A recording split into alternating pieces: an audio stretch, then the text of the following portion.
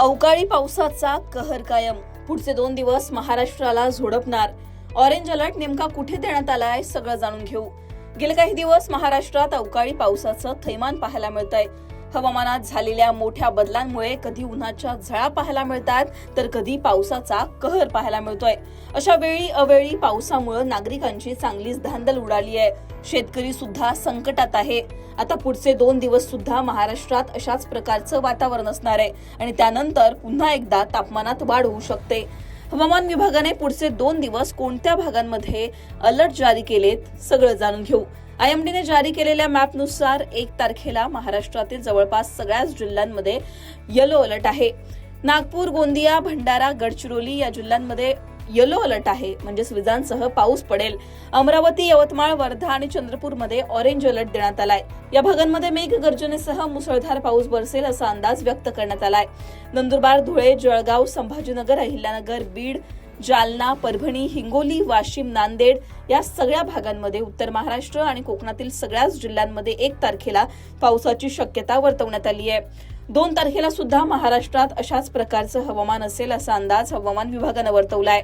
2 तारखेला नंदुरबार, धुळे, नाशिक, अहिल्यानगर, बीड, पुणे आणि त्याचबरोबर जालना, संभाजीनगर, जळगाव या भागांमध्ये मुसळधार असा वादळी पाऊस होईल. त्याचबरोबर गारपीट सुद्धा होऊ शकते असा अंदाज हवामान विभागानं वर्तवलाय.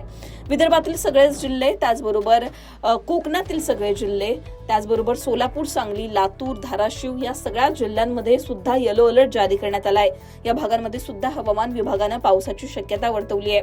3 तारखेला सुद्धा पावसाचा जोर असाच कायम असणार आहे. फक्त विदर्भातील काही जिल्ह्यांना पावसाची शक्यता वर्तवण्यात आलेली नाहीये.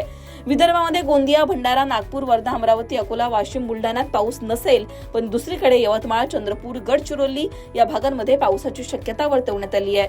जळगाव, संभाजीनगर, अहिल्यानगर, बीड, जालना, परभणी, हिंगोली या भागांना 3 तारखेला ऑरेंज अलर्ट जारी करण्यात आलाय. या भागांमध्ये सुद्धा मेघगर्जनेसह पाऊस पडेल असा अंदाज हवामान विभागाने वर्तवलाय. 3 तारखेनंतर पावसाचा जोर कमी होईल असं चित्र दिसतंय. 4 तारखेला जळगाव, संभाजीनगर, अहिल्यानगर, जालना, बीड, हिंगोली, नांदेड, लातूर या भागांमध्ये येलो अलर्ट आहे. या भागांना पावसाची शक्यता वर्तवण्यात आली आहे. त्याचबरोबर नंदुरबार, धुळे, नाशिक, पुणे, सांगली, कोल्हापूर या भागांमध्ये पावसाची शक्यता हवामान विभागानं वर्तवली आहे. 4 तारखेनंतर पावसाचा जोर कमी होईल आणि पुन्हा एकदा उष्णतेच्या लाटेचा इशारा देण्यात आलाय. सध्या महाराष्ट्राचं वातावरण जर पाहिलं तर काही भागांमध्ये तापमानात वाढ होताना दिसतीये, पण दुसरीकडे अनेक भागांमध्ये अवकाळी पावसानं हजेरी लावली आहे. एप्रिल महिना हा कडाक्याच्या उन्हासाठी ओळखला जातो, पण बंगालचा उपसागर आणि अरबी समुद्रातील होणाऱ्या मोठ्या हालचालींमुळे, त्याचबरोबर सातत्यानं तयार होणाऱ्या पश्चिमी विक्षोभांमुळे महाराष्ट्रातील वातावरणात मोठे बदल होत आहेत. याचाच परिणाम म्हणून महाराष्ट्रात पुढचे काही दिवस सुद्धा पाऊस असाच कायम असणार आहे. मार्च महिन्याच्या शेवटच्या आठवड्यापासूनच महाराष्ट्रातील हवामानात मोठे बदल जाणवत आहेत. कधी उष्णतेच्या लाटेचा इशारा पाहायला मिळतोय तर कधी अवकाळी पावसाची हजेरी पाहायला मिळतेय.